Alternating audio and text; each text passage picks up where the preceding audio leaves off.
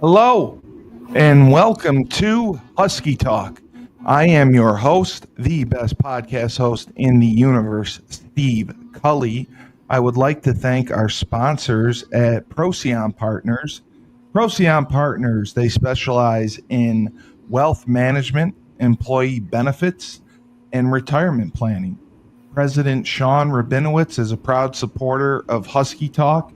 Uh, Currently, we need to be there for him and his wife. His son Ben has leukemia, needs a bone marrow transplant. They are doing a bone marrow drive at UCONN coming up. So we need people to show up. If you can't, we will put the website in the show notes. You can go to the website, have the testing kit sent to your house, and it's a quick cheek swab, mail it back. You could be the match that saves Ben's life. We also have to thank Pete Finch and the Finch Law Firm. If you have been arrested or feel your rights have been violated and you are in a pinch, call Finch. Pete Finch and the Finch Law Firm has fought battles all across the state of Connecticut and are based out of Bridgeport. They are based out of Bridgeport, Connecticut. And Bleeding Blue for Good. Bleeding Blue for Good, Mike Burton.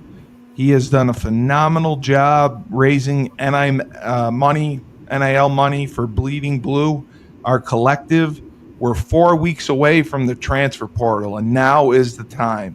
We need donations now more than ever to keep the players that we have and to bring in the players that we're going to need to have continued success. Go to www.bleedingblueforgood.org. And now I can finally introduce the guest of honor who I have known and very well and looked up to, Miss Keisha Cummings, a former UConn track star. And I just had Bethany Hart on earlier. Hey, so Bethany. She asked me to say hello, and I wanted to welcome you to Husky Talk. Thank you so much for having me, Steve. Oh, please tell Bethany I said hello. I will. She was so excited that I was having you on because I try to get as many different athletes from different sports as I can. And it's always fun to have the track people on because I don't know the background. So it's such a learning experience for me. I enjoy it that much more because I get to know you. I get to learn your story. And to me, that's always the most interesting part. When you hear someone's story, you hear their background, where they came from, and what they're doing now. So that's why I am thrilled, and we're going to get right into it. So initially, I have no idea. Where are you from? I am from Philadelphia, Pennsylvania. Steve, I love it. I love the authenticity. It's a gimmick. Yeah. It's a gimmick? Okay. Yeah, it's just a gimmick. Yeah. I'm from Philadelphia. You're from PA? Okay. Mm-hmm. I'm from Pennsylvania. Before we get started, I do want to send my prayers to Ben and his family. Thank you so much. Let them know that we have myself and some people here in Virginia. I'm going to go to church and put his name in our intercessory prayer with my spiritual father, Bishop Daniel Robinson in Mount Gilead. So that's so sweet. Thank you so much. Absolutely. We believe in prayer. We believe in miracles from God. So I just want to send my prayers to Ben. Thank you. Thank you so much. Thank you. We've been trying to do drives. They did a drive in Norwich, Connecticut a few weeks ago. They got UConn to do a drive. And then I reached out to a couple of former players that I know, principal in Florida, Jeff Larson, and Dave DeArmas, who's in Virginia, and asked them if they could help out and do drives at the high school. And they said, absolutely, whatever it takes. And I think that just shows that at UConn, we're a family.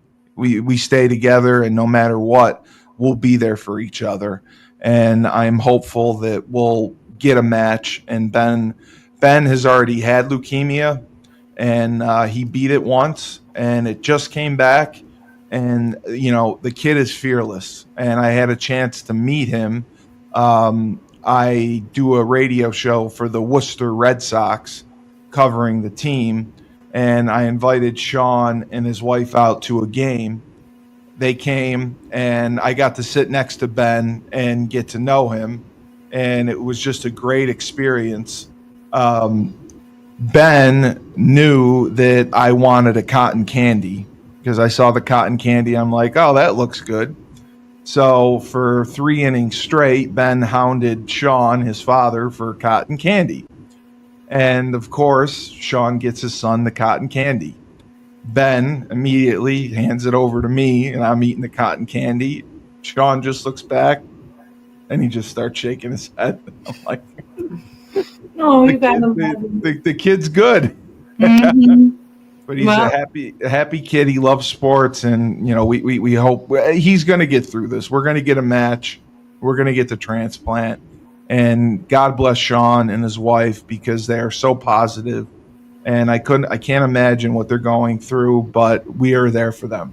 We are there two for them. times the charm. He will get the match. We're going to come in agreement with that. And So go ahead. no, I really appreciate the fact that you have. I know you told me that you spoke to Bethany and Trisha. I appreciate the fact that you cover track. Um, Yeah. I'm because trying to. yeah, and I'm trying to. I can link you with some so many wonderful people from track. I don't know if you remember my roommate Lissa. Um, Love her. yeah. She's refused to come on. But if Oh you no. can get her to come on, I would love to have her. I Yeah. love Lissa. I love Lissa. Today is Matt's birthday, and so I saw that on Facebook earlier. Oh, okay. Okay. Yeah. I had coffee on too. I Okay. remember I had her, and she's the first female firewoman in the state of Connecticut. She transitioned into being a firefighter, and she works in Norwich as well. So I thought that was cool, and I love the track people, the track athletes, and the stories, because track is so different because it's a team sport, but it's individualized. Mm-hmm.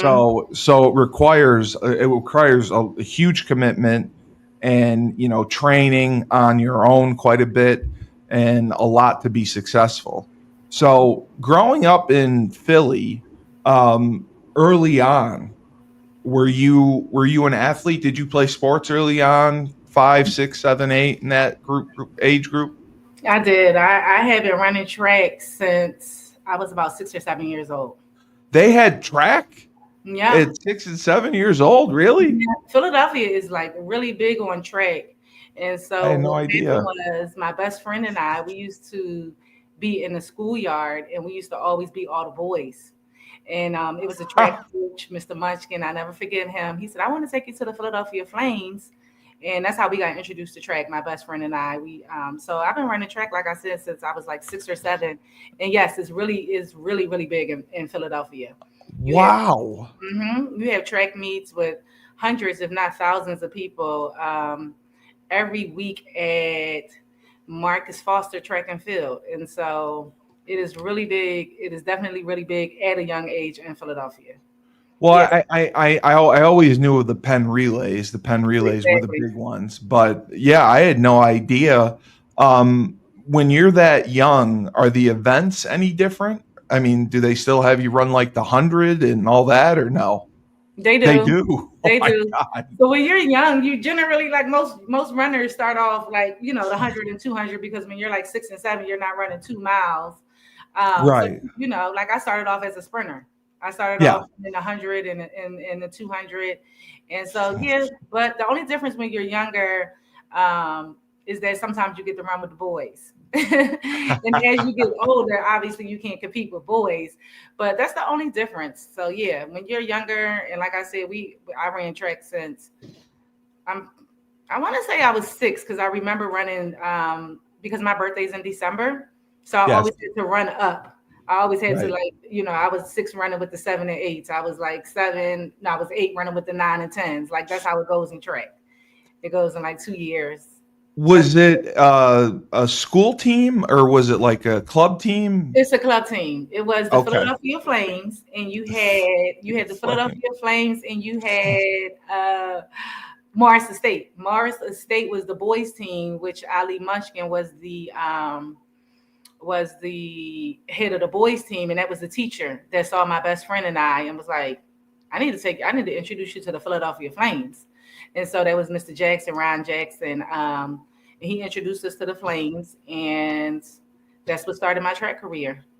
did you love it from the start, from the first time you ran, or did it Um, take a little while to grow on you? I don't know. I don't know if like when you're that age, you love it. It's just like this is something to do, and you run. It was my best friend and I. It was all Yeah, girls.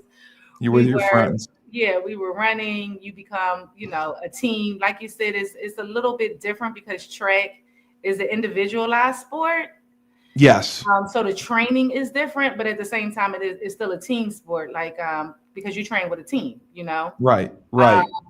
so yeah, I mean, you loved when you're young. You just it's a practice. Like your mom put you in an extracurricular activity, and that was Yeah. our what we thought was an extracurricular activity, but it's not like that. It's not like a club. It wasn't a club team.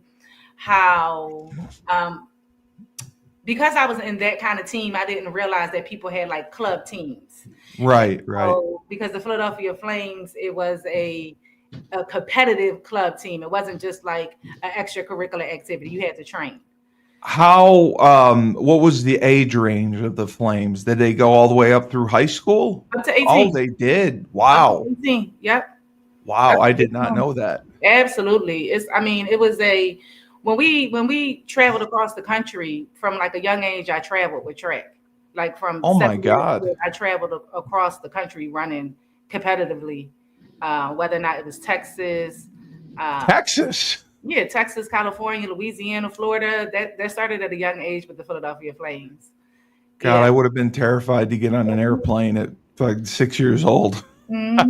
I And then can't. I believe that. yeah, I had yeah. no idea. I had no idea that they. I mean, that must have been one of the top clubs in Philadelphia, and they took you guys everywhere to compete. Yeah, and you did have to qualify to compete. Yeah, So right, you right, weren't just going. That's why I said it was a club. It was club, but it was also competitive. So if you didn't meet the mark to be like in a certain heat, then you weren't going. right. So it might be 10 girls. We're going to take 4 girls for the 4x4 team, the 4x1 team, 4x18, 4x2 team, whatever was going on. We're going to take 4 girls and maybe one alternative. But yeah, you had to compete to like be the best. Yeah, Because track and field, you have AAU. So yeah. you have AAU. You go to your AAU track meets in the summertime, and then you go to it My was God, always it was at Townsend. It was the East Coast Invitational, and then you went to your USA track and field meet. So those are big. that's huge. Mm-hmm. Yeah. Wow. Oh, because one of my co-hosts for one of my other podcasts was my track. I did track as well, not running obviously, but he was the track coach at our local high school for 40 plus years. And like we never had club teams or AAU for track. It was just the school team, and it started from seventh grade on. So that's why to hear that you guys started that young, that's new to me, and I had no idea. So by the time you got to junior high, were you on the school team? Like, did you start with the school? No. I Okay. never, I never. So by the time I got to junior high, one of my coaches, who is a very well world-renowned coach now in track and field, he started his own team. His name is Derek Thompson, Okay. and he is the track coach of. If you know about track, IG Wilson a couple of years ago was the fastest 800-meter runner. 800. Yeah. Yeah, and so we went with Derek. He started his own team in middle school, and so I went with Derek. Like I said, Derek Thompson, and we didn't do we didn't train like from a young age. I was coached to be. I was. It was a different realm, like school. You know, you have school Yeah. and you have Yeah. off, and I never knew what it was like to kind of be like on a club team. Although the Philadelphia Flames was a club, I never knew what it was like to kind of like be on the school team because we were like trained very extensively and very, I should say, intensively at Yeah. an age. So no, I never ran for my middle school. I trained with Derek, which was competitively like track and field. And in It middle was, school, I believe we were that's when we started doing Colgate, like the Colgate games at in New York City. that's wow. That's amazing. Mm-hmm. I had no idea. I had no idea. So the club team that you were on Mm-hmm. was much better than the school team you would have been on. It was And and the club team obviously probably had the best talent from the entire area as opposed to the school team which would just have the best talent from the school, right? exactly. Now I there were people. So let's say like high school. I yeah. went to Central, which is a magnet school in Philadelphia, and so I say that to say it's definitely it wasn't like a school known for athletics, but you Right. did have teammates of mine who went to schools, high school teams like William Penn and Simon Gratz, who are they're known for track and field, who would run for their high school, and so I would train with Derek, and then I would do meets with my high school. Oh, wow. Because everybody that trained with Derek, He was the man I mean, or the best. he is the man. Yeah. He's yes, he is the man. And so if you ran with Derek, it was like he was like a coach, mentor, father, Oh, that's drill great. So sergeant. He was like everything. And so rolled the into whole point one. is if you had a Derek athlete coming to your school, you knew that the athlete wasn't leaving to train with you. But Derek, we were allowed to run for our high school. And so I ran under Fred Rosenfeld. What may he rest in peace. He just passed away maybe 2 months ago from at Central High School. He was a great coach, but I didn't train under him. I always trained and stayed with Derek. That's amazing. So you ran for your high school team, but your training was consistently with Derek throughout. Wow, from that time all the way up. That time That all the way up. And even he would would he come to the meets too? he has so He- many runners. Like say yeah, he had 15 runners. Like I was the only one who went to Central. So he had right, runners that went to William Penn. He had runners that went to Gratz. He was like our coach and like and like guided us through steps. So let's say for high school, it depends on what him and the other coach will work out. But like right, certain needs that wasn't of benefit to his athlete, then we wouldn't do. If right, it was right, beneficial, like for instance, the pen relays, you know, right. if he say Keisha, you gonna run in the pen relays, and I'm running in the pen relays. But it Yeah, definitely was what Derek told me to do. So yeah, my loyalty was to Derek because I knew that he had the best. I mean, he had been coaching me even with the Philadelphia Flames. He had been coaching me since I was like 9 years old. It's just that like in middle school, he started his own team.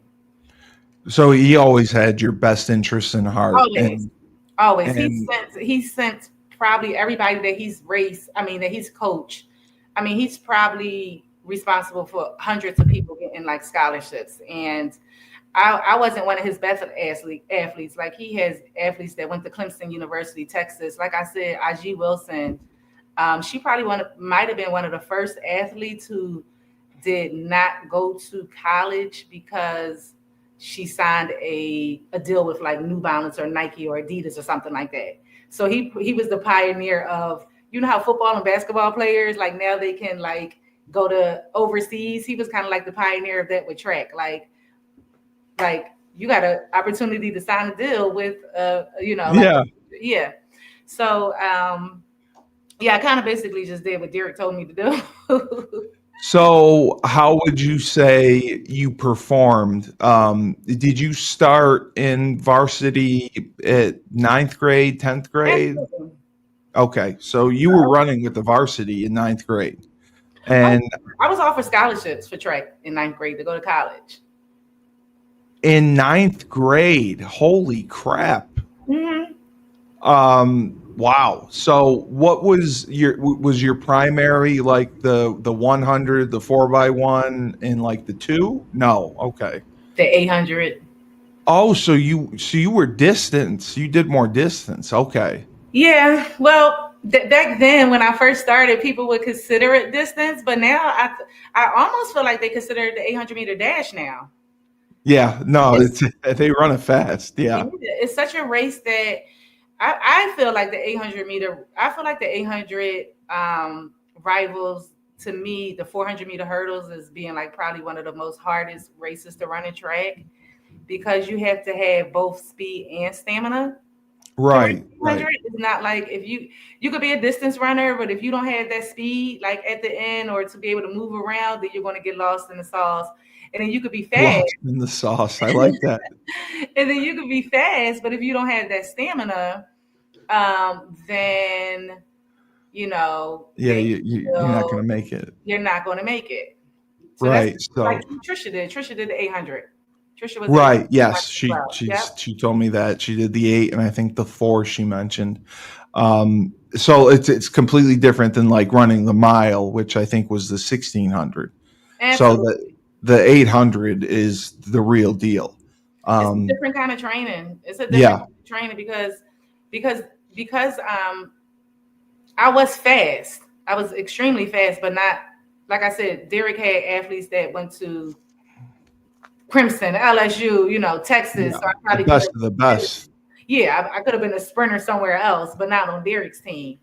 So it's a different kind of training because you have to. The way I was trained like in speed training as well as distance training. So I ran indoor, outdoor, and cross country.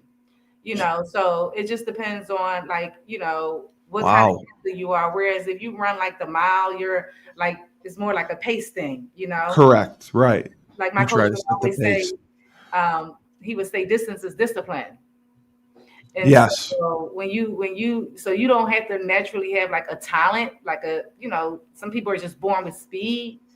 To be a distance runner, you have to have discipline. You have to you can go out there and discipline yourself and run a certain amount of miles and like be a winner and like I wouldn't say necessarily the mile or the 800, but like the 3200 or something like that, or like a cross country meet because it's really a discipline thing that like Derek would always say distance runners have discipline. So give me an idea because I have no clue. Like, what is the strategy behind being a successful runner in the 800? Like, what's a strategy that you plan You going touched into a my meet? strategy. Yeah, yeah. My strategy when I ran was the fact that I had speed. And Right, so right. But you obviously can't go 100% the whole time. So your strategy is you keep a pace and then you obviously turn it on at some point, right? yeah, at the Okay. end, the last 150 or the last 100, very few people that ran the 800 had the ability to keep up with me when it Keep came up to with speed. you. Yeah. Okay. So if we running and you could, I mean, like I said, and so the 800, that's another thing about the 800 as well as the 400 hurdles, I assume. I never ran the 400 hurdles, but that's another thing about the 800. It's a very strategic race. Yeah. Um, you have to strategize based off of your competitors Oh, okay. because, So like, let's say like Colgate, for instance. I cannot remember this young lady from New York. She went on to do great things, but my strategy would change because I understood that she had more speed than me at the end. But some people I would get in a race with and I would just pace myself and I knew that the last 150 or the last 100, no matter how hard they tried, they weren't as fast as me. They couldn't get up to They you. I couldn't got you. get. Yep. Another strategy for the 800. The 800 race, unlike the one, the two, and the four, you don't stay in your lane. Right. You don't. You have to pass people. I forgot about that. That's Yeah. true. It's not Yeah. something that you stay in your lane. So it's like small stuff that Derek will coach us on. So like in the beginning of the race, it's very you have to get out a certain way, and that's a Right. strategy. Like people don't understand that's a strategy in track. So that was a gift of mine, like to be able to, because you can get caught up, you could fall, Yeah. you can get boxed in, you Yep. know, because people don't realize that. Like people don't realize that you see somebody or that coaches, it might be four girls, and it's like you. Like a lot of times, Derek athletes would be alone, and so they would use their team to like box you in, and there's nothing that you could do once you boxed in track. You just boxed in. So So they would run as a team and absolutely. try to box you in so one of their teammates could win. It didn't matter if they won personally, but they just wanted the points as a team. So they felt they did their job as a team to win. It's just like it's That's because again, it's an individual sport. It's not like football and track, but right. it is straight. Like because if you running, you not like thinking like, okay, I'm thinking of these young ladies too from this team, but you're not thinking like, oh, I'm going to box her in the whole race. But it is strategies to that. Like you can get boxed. So if you got three athletes and you on the front and you on the side and I'm right here and we running How that, do you yeah, I can't get around you. there's no way to pass. Yeah. Yeah. But that was a gift of mine. I never got boxed in. Like that was one of the best things I did. I knew how to. My coach would use me as an example, like to Yeah. other people that didn't know how to start. Because you got to get in and get your pace. So You know. you would start fast Oh yeah. and try to get up front, and then you would set your pace. And then I would set my And pace. and then you would keep that pace throughout, and then the last 150 or so, that's when the jets turned on, Hmm. and that's when you would really separate yourself and win. Again, depending on who was in the race. Yeah. Correct. But for the Right. most part, yeah. For the most part, I definitely would get out. And no matter what, you don't want to get boxed in. Right. Not Right. want to That's get the boxed worst thing that can happen to in. Yeah. you. Yeah. And then, that was definitely a strategy of mine running the 800. I ran a 400 as well. I ran a mile sometimes, So but he could throw you in anything, really, because you were so gifted in what you could do. uh-huh.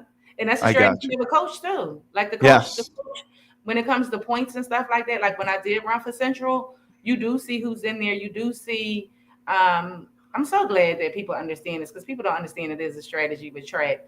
You do see what the other teams has. You see where you can get points at. So if you already know that you got the 800 on lock or the 400 on lock, and you don't have anybody, you're at a track meet and they don't have anybody in the mile run, you might get put in a. Mr. Rosenfeld might say, I need Keisha to run a mile because we need points here, and these other teams that we're competing against don't have anybody in the mile.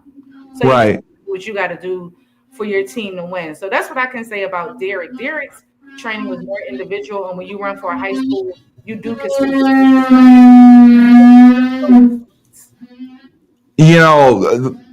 I wish that I had my guy with me, but I definitely want to do another podcast with you when I have my co-host who would coach track for 40 years and have him talk some shop with you about the strategy and stuff, I would because love it. that was his major thing. Like he would know the day of the meet whether we were going to win or not because he could tally up the points because the numbers don't lie. He would put the numbers together and see where he needed who to run where and how many points we were going to get, where we were going to need points.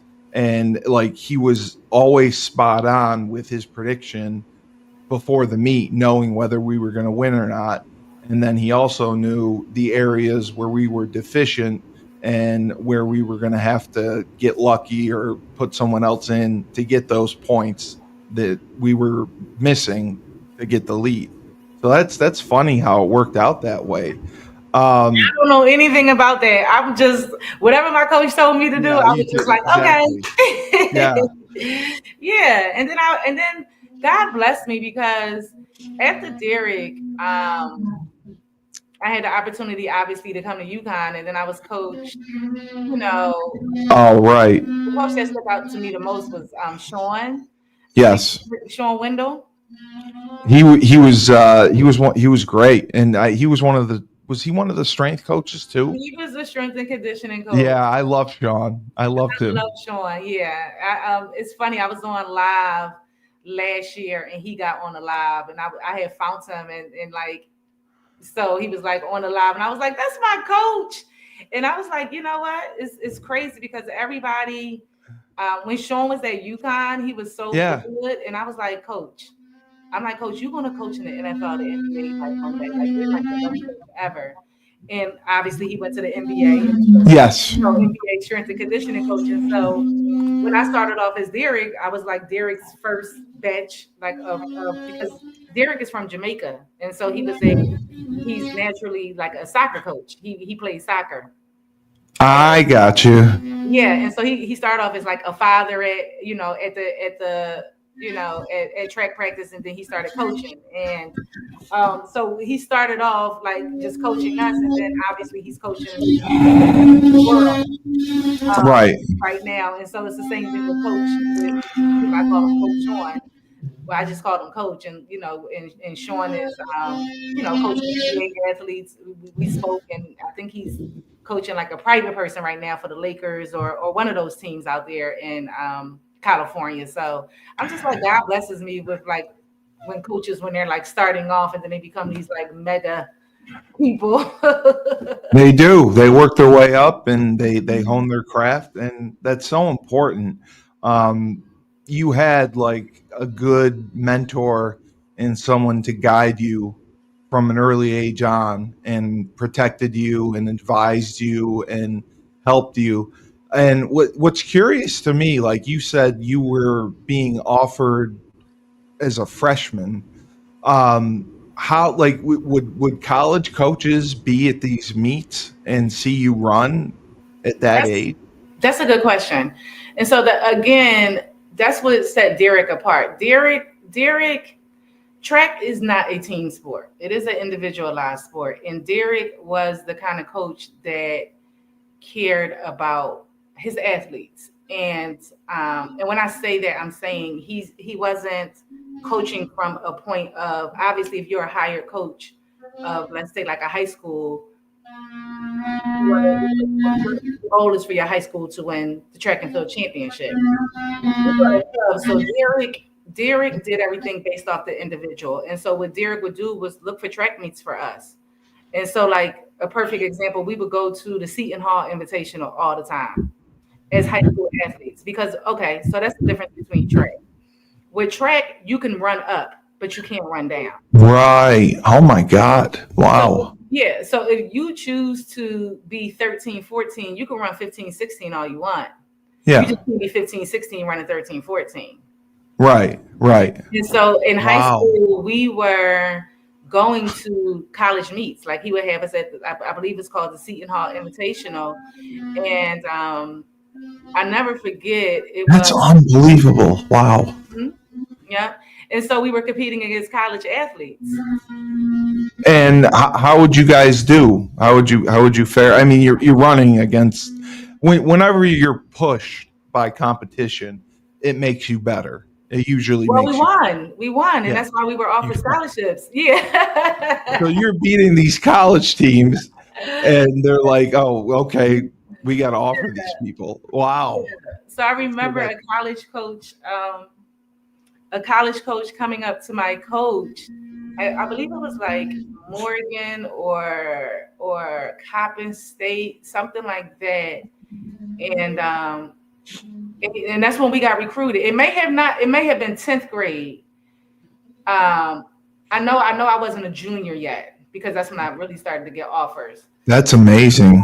Um, but they were more impressed by I remember because our coach didn't believe in coaching us once we got to the meet. Like when we got to the He track, let you do your thing, right? Yeah, when we because got you had already done the work. I totally get that. yeah, You our already coach put in the work.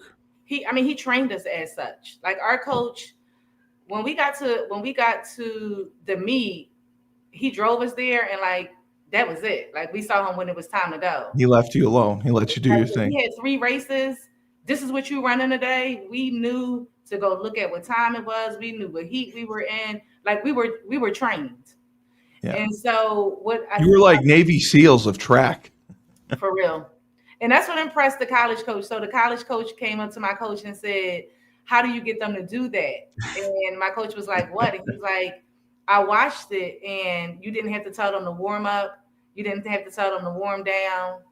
You didn't have to tell them anything." So Yeah. I guess other coaches they'll go and tell their athletes, "Okay, it's time for you to warm up. It's time for you Yeah. to warm down." Like no, we were. I mean, Derek would come and he'd sit in the stand and talk to coaches. Well, Like we didn't have to bother our coach, or our coach never had to come to us. Sometimes if we might have had like a cramp or something, he may stretch us out, or he may come and give us a strategy again, depending on who was in the race. But for the most part, and I got offered a scholarship based off of that. and I'm sure that your practices were probably a lot harder than the meets as well. Our practices were Derek's practices were harder than anybody's practice. I mean, Yeah, that's what I figured. I had a friend that, like I said, she ran for Clemson University, Kamika, and like I said, people from Auburn. I mean, literally, like any college you name, like Derek is Beth Kearney, all these people that you would know, like all these track and field athletes, they know Derek and they honor Derek. And so these people would come home from training with their college and be like, "Listen, I got to get prepared to go for a Derek practice." Wow. Yeah, like man, I'm like, "You practicing with Derek?" They like, "Oh no, I got to get prepared. Like I got to get mentally I'm prepared not ready. Yeah. for a Derek practice." He didn't play. He didn't play. He was like, you had to have a different kind of mentality to deal with Derek. And Yeah, he's the Bill Belichick of track. he was the Bobby Knight of track. Bobby Knight of track. Okay. He was the Bobby Knight of track. Like he carried it like that. Like he didn't play with you. And some people from the outside looking in, you would think that his tactics were inappropriate, but we were his girls. So Yeah, he pushed you to get the best out of you. he pushed us in very Yeah. unorthodox ways. Yes. Yes. And Well, it's that's what the best do. it's funny because the work I do here, I was on a Zoom call and I had to apologize and I had to tell them, I said, "Listen, I apologize. Sometimes if I come across a little brass, and I had to tell them that I was coached by like the Bobby Knight of track. So that's the only way I know how to coach people. So like if anything, like if I'm spending energy with you, then it's like I love you. But sometimes it might come off a little bit hard. But that's just how I was That's how you got to. That's how you got to coach. You got to develop that mental toughness. You got to develop that physical toughness, and that's what gets you to succeed. Mhm. Um, so when did UConn come into the picture? Would you say? UConn came into the picture. I never forget, and I was Angela Goodman. Angela Goodman was my coach. Angela Goodman, shout out to Angela Goodman and Judy Bokenchus. They were both from Indiana, and I cannot remember this gentleman's name, but he was telling them about me. I got recruited by so many schools. And did Derek influence that? Did they have contact with Derek before they had contact with you? Like Everybody had to have contact with my coach before they contacted that's me. what I figured. Okay, Yeah, I mean they didn't have to. That's the way that I carried it. Like that's my coach. exactly. So what I do know is that I don't know you. He has my Right. best interest in mind, Right. and If so I trust him. I'm, if he gives you, yeah, a the little stamp of approval. yeah. It's funny. I was at church yesterday, and I was talking to like my friend of mine, and I was talking about like my bishop,